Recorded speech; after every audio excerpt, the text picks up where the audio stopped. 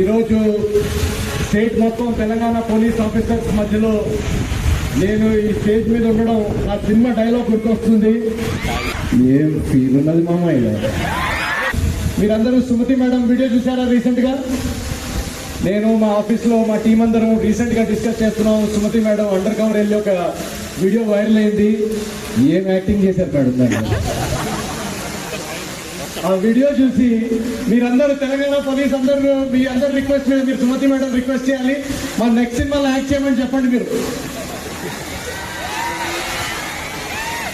నేను సుమతి మేడం కలిసి agent Sai Srinivas Athreya sequel లో ఒక కేసు సాల్వ్ చేయాలని నా కోరిక. ఏమంటారు? Thank you so much. చాలా మందికి తెలియని విషయం ఏంటంటే నెక్స్ట్ ఇయర్ రాబోయే సినిమాల్లో మొట్టమొదటిసారి నా కెరియర్లో నేను ఒక పోలీస్ ఆఫీసర్ రోల్ కూడా చేయబోతున్నాను. సో సజ్జనార్ సార్, నాకు ఒకసారి గన్ పట్టుకోవడం నేర్పించాలి మీరు. మీకు టైం ఉన్నప్పుడు ట్రైనింగ్ వస్తాను మీ దగ్గరికి. గన్ పట్టుకుని అంతా ఫేక్ బుల్లెట్స్ మా షూటింగ్లో అంతా.